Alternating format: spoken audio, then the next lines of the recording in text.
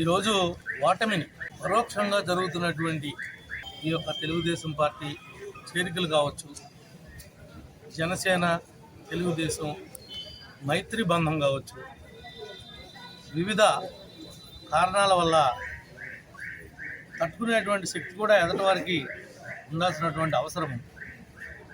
తగువు లేని కాడ తగువుని క్రియేట్ చేయటం, ఎవరో కొంతమందిని టార్గెట్గా చేసి కొట్టడం, దొమ్మిలు చేయటం, దోపిడీలు చేయటం.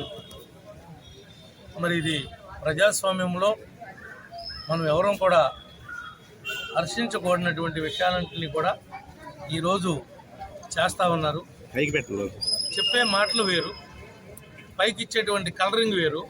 స్మార్ట్ అని చేసే పనులన్నీ కూడా కూనికోరి పనులు, దగాకోరు పనులు. ప్రత్యక్షంగా కొంతమంది నేరస్తులు ఉంటారు, కానీ పరోక్షంగా ఓట్ల కోసం ఇలాంటి దుర్మార్గపు రాజకీయాలు చేయటం మేము తీవ్రంగా ఖండిస్తున్నాం. ఇది పార్టీ గొడవ కానే కాదు, కేవలం వాళ్ళ యొక్క డబ్బుల యొక్క ఇష్యూని తీసుకుని వచ్చి పార్టీలకు వృద్ధి.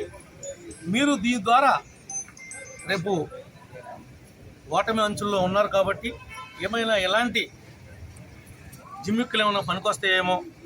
గతంలో శ్రీరామవరంలో ఇంకో చోట మీరు చేశారు కదా అసత్య ప్రచారాలు. అలాంటి ప్రచారాల్లో భాగంగా వీటిని కూడా పెట్టి మీరు వాడుకుందామని చూస్తున్నారు తప్ప ఇది ఇంకోటి కానే కాదని చెప్పి ఖండిస్తా ఉన్నాం. ఎవరికైతే ఇంటి మీద దోపిడీ చేసి, దొమ్మి చేసి, దాడి చేసి ఆ రకమైనటువంటి ఫర్నిచర్ని ధ్వంసం చేశారో వాళ్ళని కఠినంగా శిక్షించమని చెప్పి మేము పోలీసు వారిని రిక్వెస్ట్ చేస్తూ ఉన్నాం. మీరు చేయకోకుండా ఉంటే మాత్రం ఆ పనిష్మెంట్ మీరు అనుభవిస్తారని చెప్పి కూడా ఈ సందర్భంగా చెప్తాం.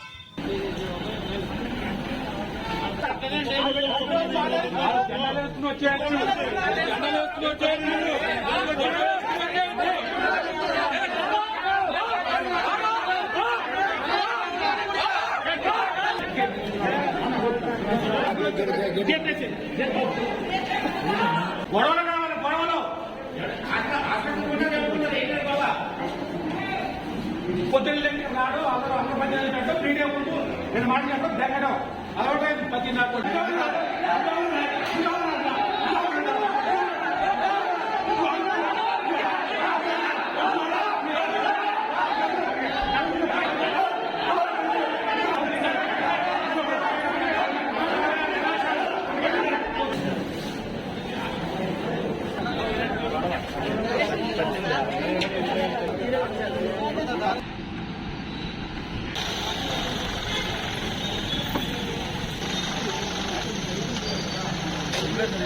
Gracias.